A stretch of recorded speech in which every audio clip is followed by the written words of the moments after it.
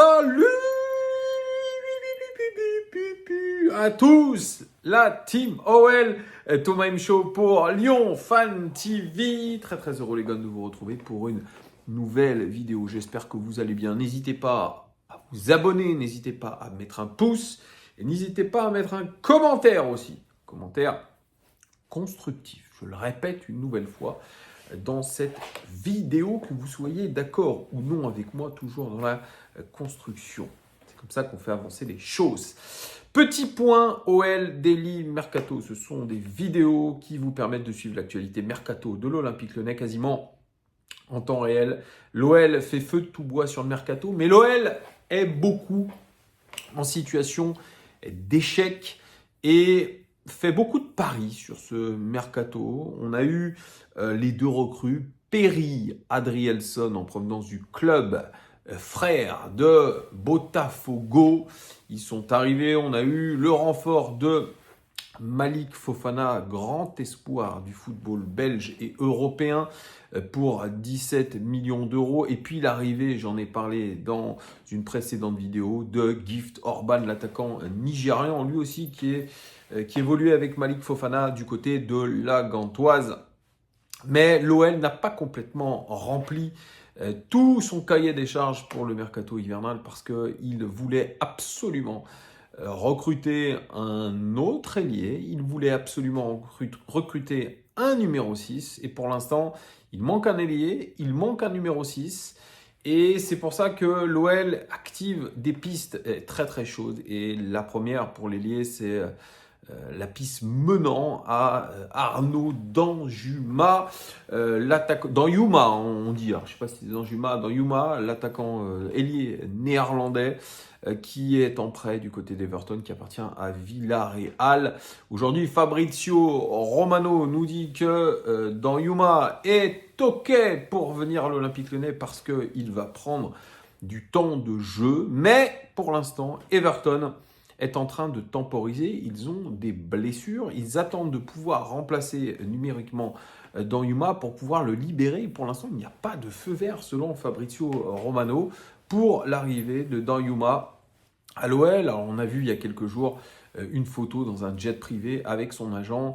Sean Dyche, son entraîneur du côté de Everton, a ironisé et s'est même marré par rapport à ça en disant franchement, j'ai eu une discussion avec lui, faire un aller-retour Manchester-Liverpool en avion, c'est pas très malin. Alors, est-ce que c'était une blague? Est-ce que cela voulait dire qu'il était vraiment parti du côté de Manchester?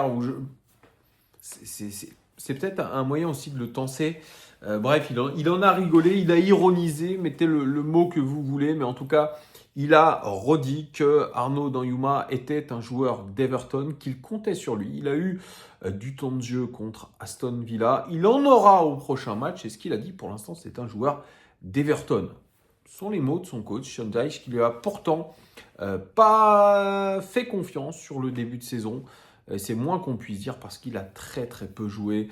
Un joueur qui joue un petit peu aux chaises musicales avec les clubs.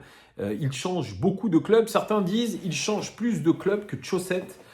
C'est ça, hein. Arnaud Danjuma, il a du mal à se poser. Hein. Il est passé par Bournemouth, il est passé par Fulham, il est passé par Villarreal, il est passé par Everton. Jamais il ne s'est imposé ces dernières saisons dans un club. Et c'est pour ça qu'aujourd'hui, son recrutement est une priorité à l'Olympique Lyonnais, mais excusez-moi encore une nouvelle fois d'être négatif, mais je ne comprends pas cette volonté de relancer Danjuma qui n'a pas du tout montré de signaux positifs sur ses derniers prêts et sincèrement, je ne vois pas comment aujourd'hui il pourrait se relancer à l'Olympique Lyonnais après avoir été en échec dans plusieurs clubs.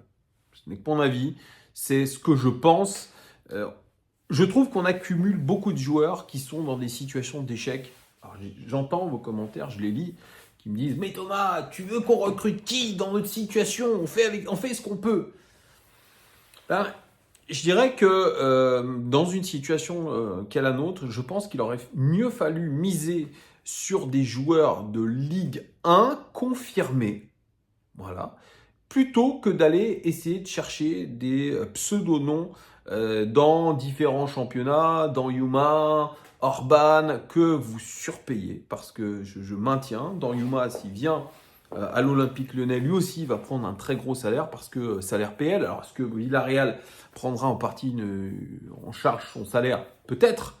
Mais c'est d'énormes salaires quand même qui seront versés, des salaires quasiment Ligue des Champions ou Europa League. Et je trouve que c'est quand même très risqué. Moi, j'aurais été plus sur des joueurs vraiment confirmés de Ligue 1. Alors, bien sûr, les clubs de Ligue 1, on a bien vu avec Matic ce que ça a donné. D'ailleurs, Matic est au point mort, hein, puisque Rennes ne veut pas vendre Matic à un concurrent. Il y a peut-être ça aussi. Il y a peut-être aussi le risque de surpayer certains joueurs. Mais il faut être plus malin que ça. Moi, je pense qu'il faut aller sur des joueurs qui ont 24, 25 ans et qui savent un petit peu ce que c'est que de lutter pour le maintien, que d'être dans une situation difficile. Alors, dans Yuma, il sait ce que c'est que d'être dans une situation difficile, mais lui, il est dans le creux de la vague depuis trop longtemps. Et c'est un joueur, je pense, qui est très moyen.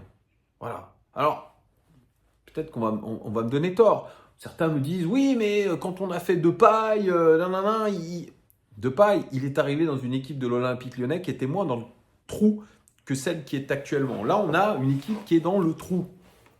Qui fait ça. C'est les montagnes russes. Donc, ce n'est pas aider un joueur qui est déjà en difficulté que de le mettre là-dedans. Et inversement, il y a aussi s'adapter à ses coéquipiers, s'adapter à son environnement. On a besoin de joueurs qui soient prêts quasiment tout de suite, qui connaissent un petit peu la Ligue 1 aussi. C'est que mon avis, vous avez le droit de ne pas être d'accord, vous me direz en commentaire constructif si vous êtes d'accord, si vous pensez comme moi. Voilà, moi je suis quand même pas satisfait des pistes, des recrutements que nous faisons. J'imagine des recrutements où on s'imagine qu'on va revendre des joueurs plus chers qu'on ne les a achetés, parce que la politique de John Textor, elle est celle-là. C'est une politique de trading, comme l'avait aussi Jean-Michel Aulas par le passé. Et je pense aussi que cette cellule de recrutement, elle est complètement biaisée par un rôle trop important de John Textor. Donc je tape, oui, sur la cellule de recrutement, je tape sur Mathieu Louis-Jean, je tape sur David Friot, mais je pense qu'ils ne sont pas vraiment les mains libres. Mais à un moment donné, quand vous bossez dans un club que vous n'avez pas les mains libres, c'est dommageable. Et en tout cas, si j'étais à leur place, je me poserais quand même des questions. On fera le point de toute façon en fin de mercato pour voir vraiment ce qui s'est passé. Mais dans Yuma, en tout cas, pour l'instant, c'est statu quo. Matic, c'est bloqué. Je vous avais parlé de Yuksek, qui je trouvais être pour le coup une bonne piste. Pareil, il n'y a plus de nouvelles du tout. Pour l'instant, hein, peut-être je vous fais cette vidéo et que au moment où je vous fais cette vidéo, il va y avoir une nouvelle qui va tomber, peut-être, et je vous ferai une vidéo. Mais pour l'instant, ce sont des dossiers bloqués. Le dossier Benrahma, j'en parlais aussi avec Giuliano. Le dossier est complètement bloqué et il ne viendra pas à l'Olympique Lyonnais. Le salaire est bien trop important. Je pense qu'il ne privilégie pas de partir à l'Olympique Lyonnais. Donc pareil, il faut oublier cette piste-là. Je pense que les dirigeants lyonnais se concentrent vraiment sur Danyuma et ils vont tout faire. Ils font en tout cas ce forcing pour Danyuma.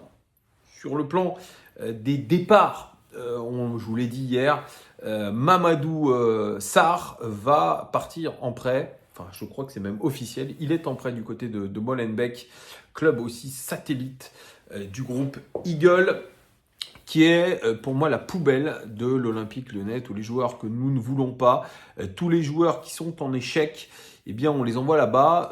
Mention spéciale à Florent Sanchez, qui ne réussit pas du côté de Molenbeek, qui est en grande difficulté. Je ne sais pas où en est Jeffren Adelaide, lui aussi qui a été prêté à Molenbeek avec son énorme salaire. L'entraîneur, je vous le rappelle, c'est Claudio Cassapa. Apparemment, Jefinho a réussi son retour à Botafogo.